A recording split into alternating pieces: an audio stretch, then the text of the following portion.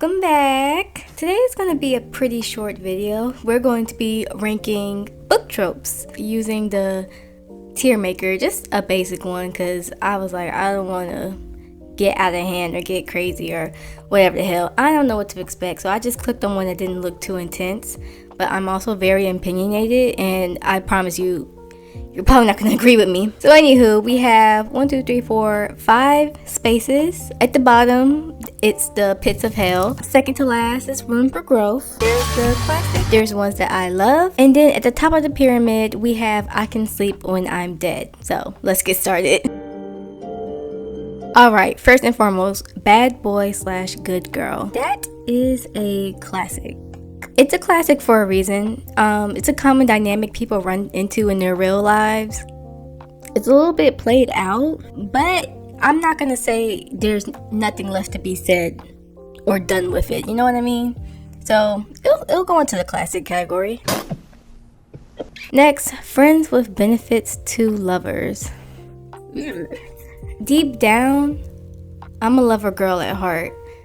So starting off with friends with benefits, I mean, I'm glad they have a happy ending, but why did we start in shambles? Like, why did we start in basically a situationship, a hookup?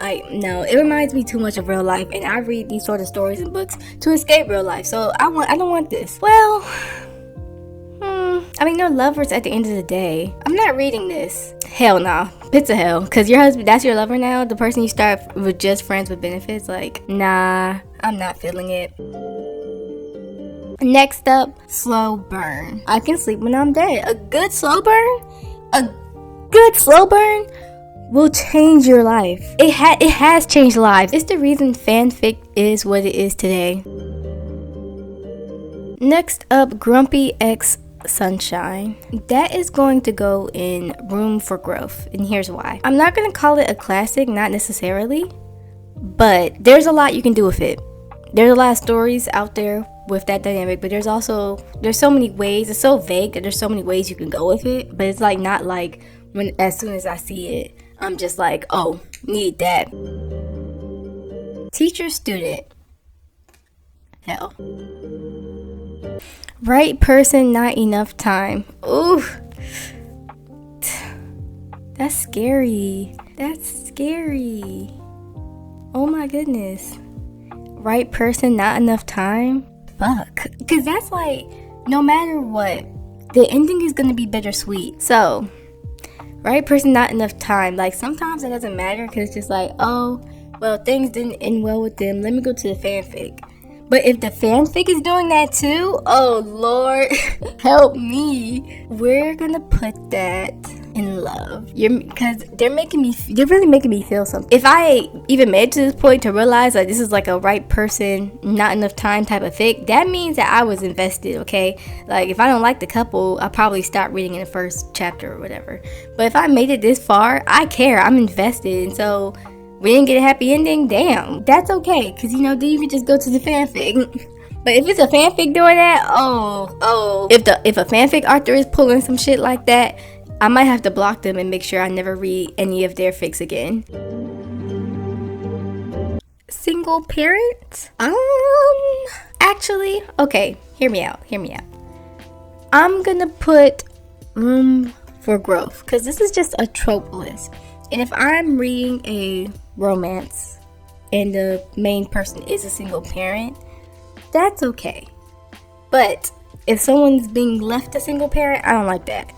But yeah, if it's, we're starting the story and the person is a single parent, that's okay. Room for growth.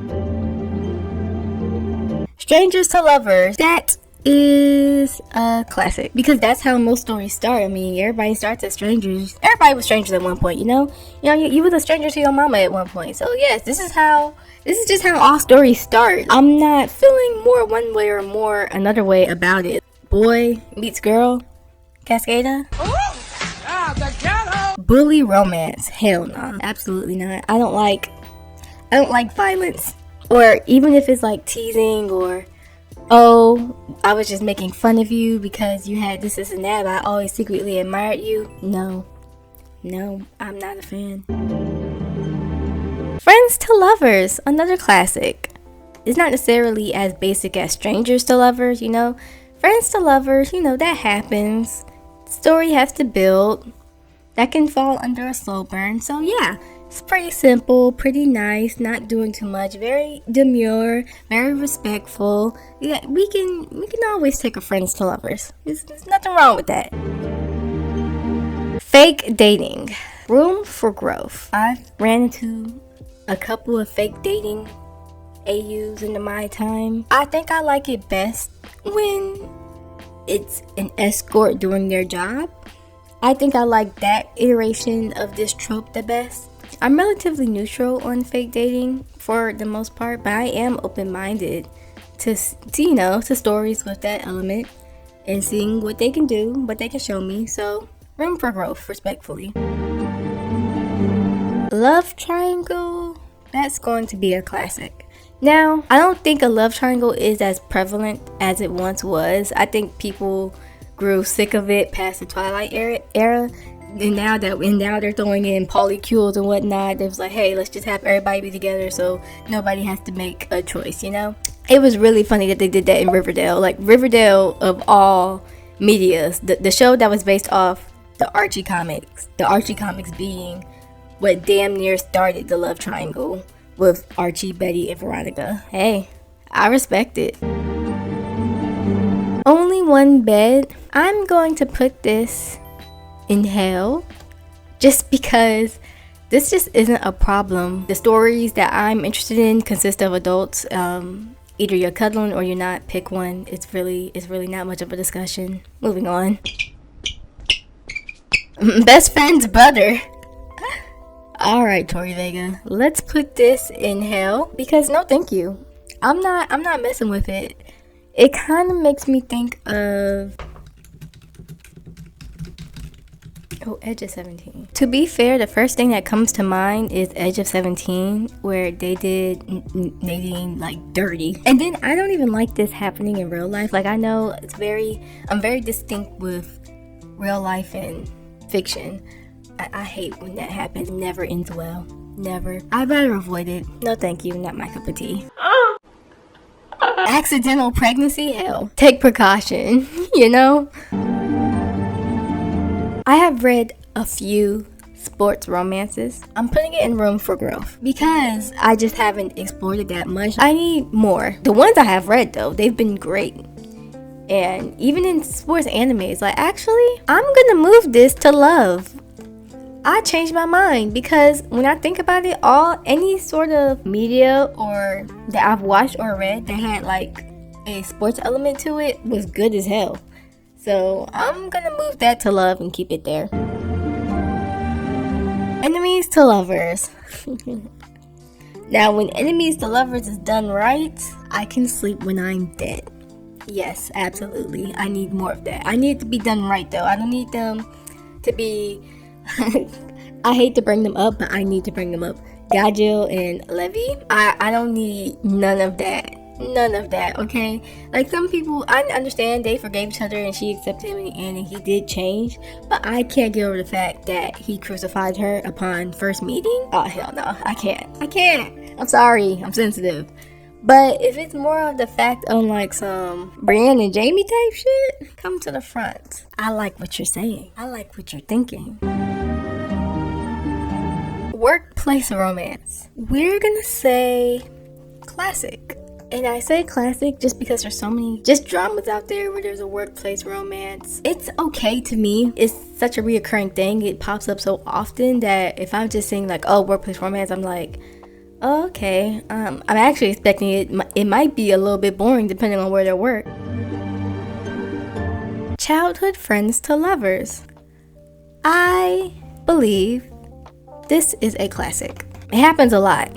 It's cute in books, Sometimes they get the second lead treatment. It's understandable, because people grow and change. Yeah, they're cute. Friends to enemies to lovers. Okay, y'all had quite the journey. Instantly goes to love. What's that saying? There's intimacy in conflict. There damn sure is. That goes into love. No, the fuck you don't. You love being loved. I hate everyone in the world but you. Jules, is that you? This is going into hell. I don't even think I really need to explain, but just take a look at Rue and Jules in Euphoria. I think that should tell you all that you need to know. And they're a pretty good example of this. Age gap. Age gap can be done very well. But okay, when I read about an age gap, I need both characters to be above the age of 25. And I don't even think it's an age gap specifically that I like. I think I like romances with older people, so like 40s, 50s, 60s, you know, that sort of thing. I like so up their 40s and then 60s. That's a good age gap to me, you know. And they bring their baggage and their life experiences. And so in that regard, age gap can be really good. But I don't want like an age gap to be 15 and 23. I'm gonna put it tentatively, I'm gonna put it in room for growth because it's too vague. Like I said, if it's, you know, an older group of people who have baggage and history and they bring all that to the table and it creates that conflict, that friction, yes. Good boy, bad girl. This can go two ways. It depends on who's influencing the other, and because it can go two ways, I'm gonna put it in room for growth. But let me explain my case. Let me explain. So if the good boy is influencing the bad girl, I kind of like that because then we're heading towards, you know, both of them having a viable relationship where she's used to being loved and treated with respect. Usually the girl is just lived a life where she was unappreciated and whatnot. If the girl is influencing the boy, I would prefer it to be in a way where she's, you know, having him maybe stand up for himself or maybe not be so passive when it comes to his wants. But I would not like it if the girl is having him get involved in drugs or just things that aren't really healthy for him. And I don't like it if the boy is like, I hate to say it, but I don't like it if the boy is like trying to make the girl religious or something or bring her into, I don't, like some people might enjoy that, I don't, like I'm just like, okay. So because it can go so many different ways, I'm going to put it in room for growth, respectfully. Out of the way, I can't see, there are cars there, motherfucker. One of us is famous. I don't really care. Yeah, that's how I feel about that one.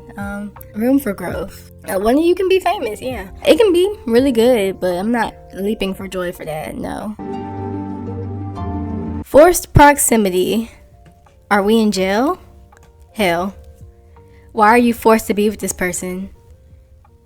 And if y'all did meet, because I've read some jail romances. But my thing is, even when I'm reading them, it's kind of like sad. Like y'all found love in a hopeless place. Like y'all are in jail. And yeah, they might get out towards the end, but it's like, damn. Especially if they're in there a long time. So I'm actually going to backtrack on this one. Forced proximity can actually be really good, especially if it's two people trying to escape a situation and the scenario demands they stick together.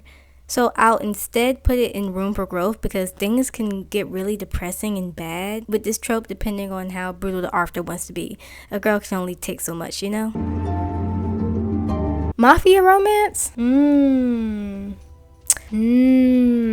I just watched Yakuza Fiance like a few months ago. So that's what's like at the top of my head. Loved it, by the way.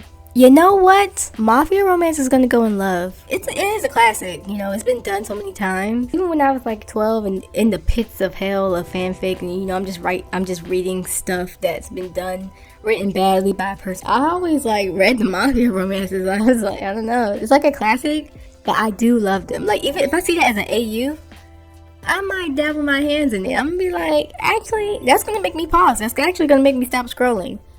I'm gonna put that in love. Bodyguard romance. Room for growth. Bodyguard romance. So it can get tired. It really can, because I understand like that's their bodyguard, they have to protect them, and that's cute and all. Where are we going from there? Like I need to know what the plot of the story is. I need more. I need more information. Room for growth. Right person, wrong time. Aw.